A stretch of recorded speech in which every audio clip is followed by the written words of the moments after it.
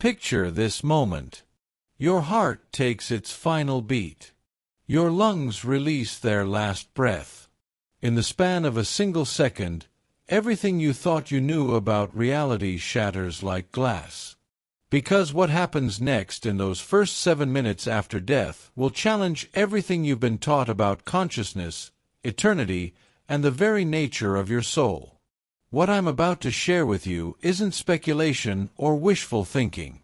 It's a journey through the most profound transition any human being will ever face, told through the lens of ancient wisdom, near-death experiences, and the testimonies of those who've glimpsed beyond the veil and returned to tell their story. These aren't random hallucinations or brain chemistry gone wild. They're consistent, documented experiences that reveal a systematic process your soul undergoes in those crucial first moments after physical death. Why should you care about this? Because understanding what awaits on the other side doesn't just prepare you for death, it transforms how you live. Every breath you take right now becomes more precious when you realize it's part of a much larger story. Every relationship, every choice, every moment of suffering or joy takes on new meaning when you understand that death isn't an ending but a profound beginning. The weight of this knowledge has been carried by mystics, shamans, and spiritual teachers for centuries. Now, as we stand at the threshold between worlds, you're about to discover what your soul experiences when it finally breaks free from the prison of flesh and bone. The moment of departure arrives without ceremony. One instant you're trapped within the confines of your failing body, feeling the weight of years, illness, or injury pressing down on your chest. The next instant, there's a sensation unlike anything you've ever experienced. A release so complete it feels like you've been holding your breath your entire life and can finally exhale. But this isn't the peaceful drift into nothingness that materialists promise. Your consciousness doesn't fade to black like a television being switched off. Instead, it expands with an intensity that would have overwhelmed your physical brain. You're still you, but more you than you've ever been. The fog that clouded your thoughts throughout life suddenly lifts, revealing a clarity of mind that makes your sharpest moments of earthly awareness seem like stumbling through darkness. In these first precious seconds, your soul hovers in a space between worlds. You can still see your physical body below, and the sight is both strange and liberating. That vessel that housed your consciousness for decades now appears so small, so fragile, so utterly insufficient for containing the vastness of who you really are. It's like looking at clothes you've outgrown, garments that once fit perfectly but now seem impossibly cramped and restrictive. The room around your physical form takes on an ethereal quality. Colors become more vivid, sounds more distinct, and you notice details that your physical eyes never caught. But more remarkably, you begin to perceive things that existed beyond the range of human senses. Energy fields pulse around the living people present, revealing their emotional states in brilliant, shifting hues. Love appears as golden warmth, grief as deep purple waves, fear as jagged red lightning bolts cutting through the air. This is your first taste of existence without the limitations that defined your earthly experience. No more barriers between thought and perception, no more delays between intention and awareness. You are consciousness unleashed, experiencing reality in its raw, unfiltered form for the first time since you were born. As the initial shock of separation subsides, usually within the first 60 seconds, your soul begins to understand its new state of being. The sensation is simultaneously foreign and deeply familiar, like remembering a language you spoke fluently in childhood but haven't used in years. This is because death isn't your first experience of existence beyond the physical realm. Your soul has journeyed through countless dimensions before choosing to incarnate in human form. During this second phase, many souls report encountering what appears to be a tunnel, though describing it in terms of human architecture fails to capture its true nature. It's more accurate to say your consciousness is drawn toward a focal point of immense light and love. This isn't simply illumination in the way we understand it on Earth. This light carries information, emotion, and profound wisdom. It pulses with the heartbeat of creation itself, calling to something deep within your spiritual core that recognizes it as home. The movement toward this light isn't passive transportation. You maintain complete free will, choosing to approach this radiance because every fiber of your being recognizes it as the source from which you originated. The journey feels both instantaneous and eternal, as if you're crossing vast cosmic distances while remaining perfectly still. Time, as you understood it in physical form, has become meaningless. Past, present, and future exist as a single, eternal now. As you draw closer to this divine radiance, fragments of memories begin surfacing, memories that have nothing to do with your recent earthly life. You recall existing as pure consciousness before birth, making choices about the experiences you wanted to have as a human being. These aren't vague impressions, but crystal-clear recollections of planning sessions with other souls, discussions about lessons you wanted to learn, challenges you chose to face, and growth you hope to achieve. The realization hits with stunning clarity. Your human life wasn't a random series of events happening to a helpless victim of circumstance. Every major experience, every relationship, every triumph and tragedy was carefully chosen by your soul before incarnation. The suffering you endured wasn't punishment but education. The love you experienced wasn't accidental but part of a deliberate curriculum designed to expand your consciousness and deepen your capacity for compassion. By the third minute after physical death, your soul encounters what can only be described as a life review, though this process bears no resemblance to the judgmental accounting that organized religions have depicted. There's no angry deity keeping score of your sins, no scales weighing your good deeds against your mistakes. Instead, you become both observer and participant in a comprehensive examination of your recently completed earthly existence. This review unfolds with breathtaking speed and completeness. Every moment of your life, from your first breath to your last heartbeat, plays out before your consciousness simultaneously. But you don't experience these events as a passive observer watching a movie. You feel everything from multiple perspectives at once. You experience your own emotions, thoughts, and motivations exactly as you felt them during life. But you also experience the impact of your actions on every person you encountered. When you spoke kindly to a stranger who was having the worst day of their life, you feel their gratitude and relief as if it were your own emotion. When you acted from anger or selfishness, you experience the pain and confusion of those affected by your choices. This isn't punishment but education of the most profound kind. You understand, with absolute clarity, the ripple effects of every thought, word, and deed throughout your human existence. The process reveals something extraordinary about the nature of consciousness and connection. Every human being is far more interconnected than physical reality suggests. Your thoughts influenced others in ways you never imagined. Your presence in someone's life altered their path in directions you never realized. Random acts of kindness created chains of positive action that touched hundreds of lives. Moments of cruelty or indifference created similar chains of negative impact. But perhaps most remarkably, you discover that your soul chose to experience certain forms of suffering specifically to develop qualities like patience, forgiveness, and unconditional love.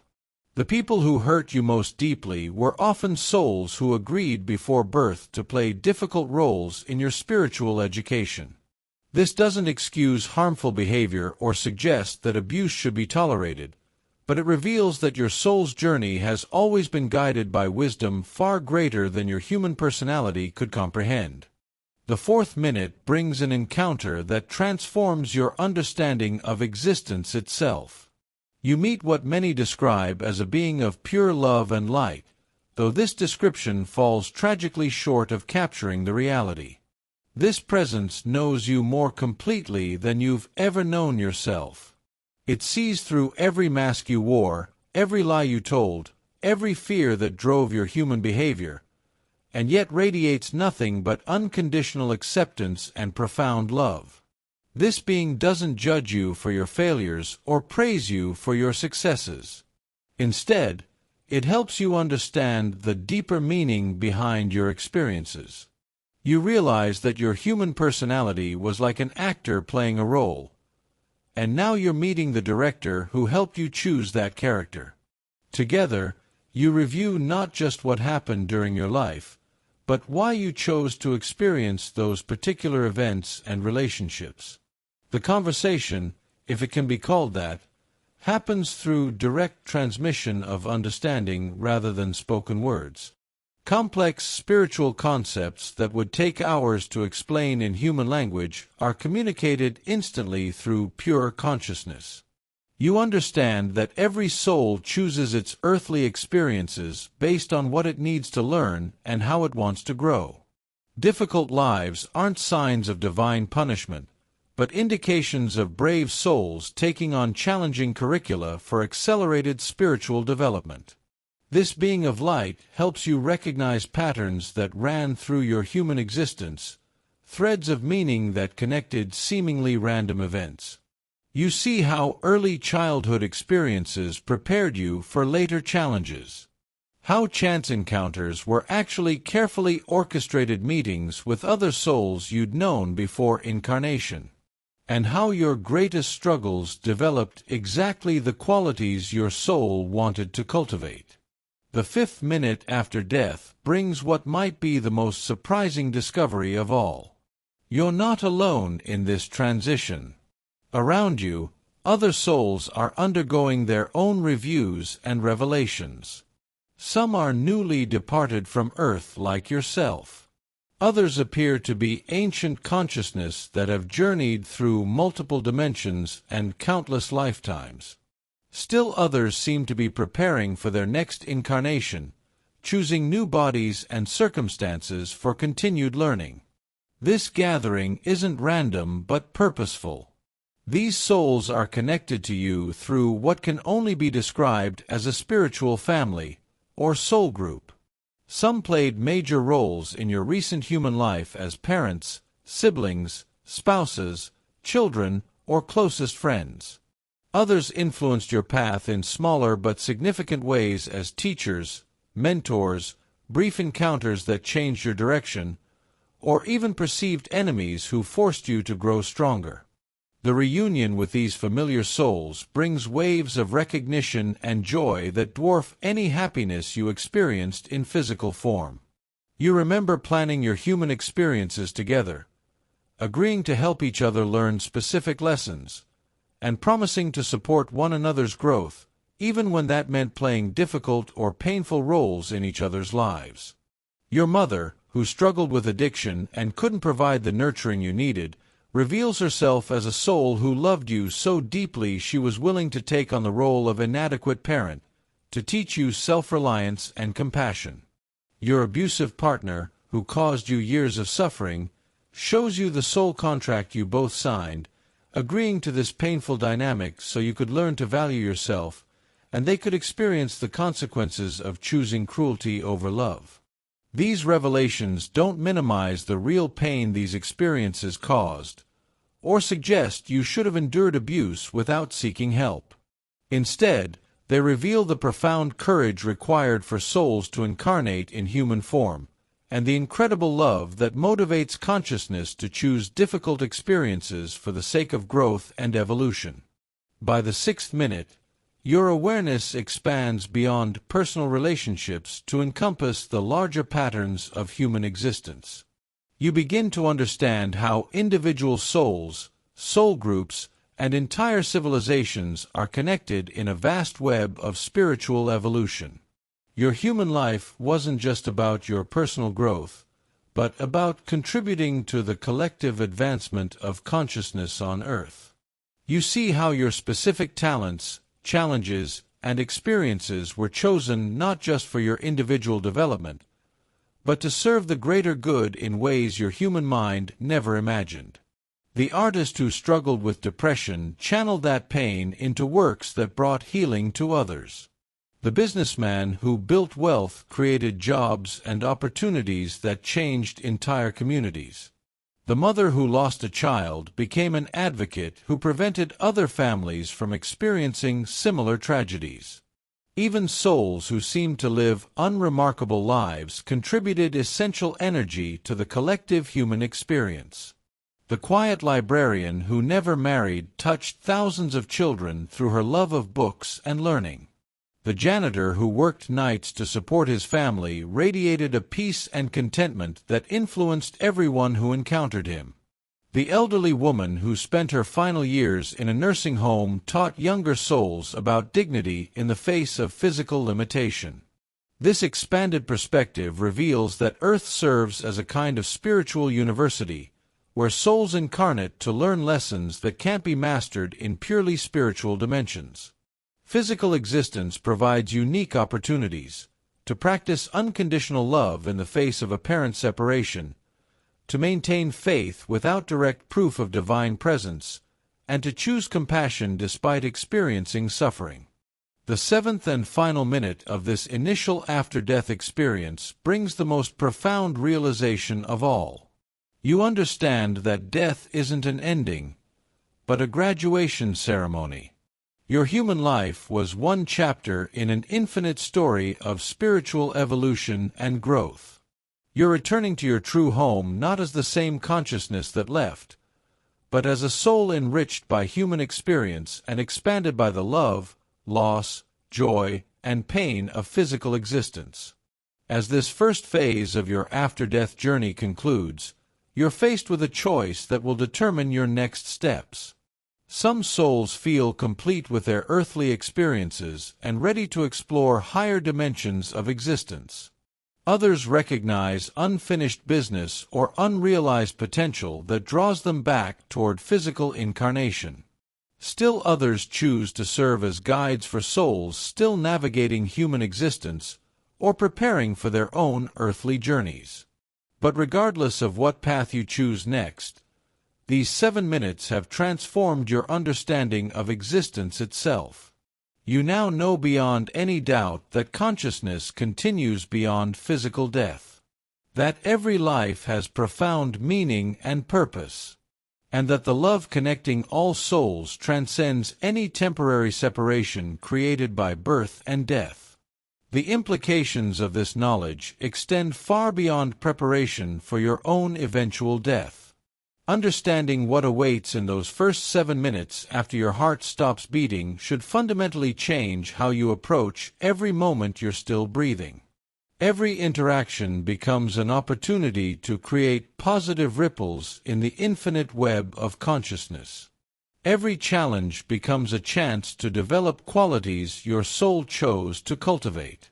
Every day becomes a precious chance to express the love and wisdom that your soul came to Earth to share.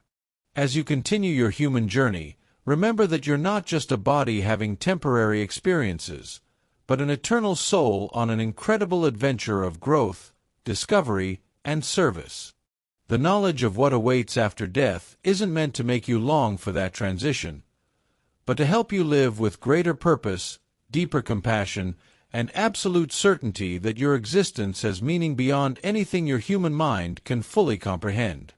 Death isn't the opposite of life, but its ultimate teacher, showing us that consciousness transcends physical form, and that love truly is the only thing that survives the transition from one state of being to another. When your time comes to take that journey, you'll discover that those 7 minutes after death aren't an ending, but the most beautiful beginning imaginable.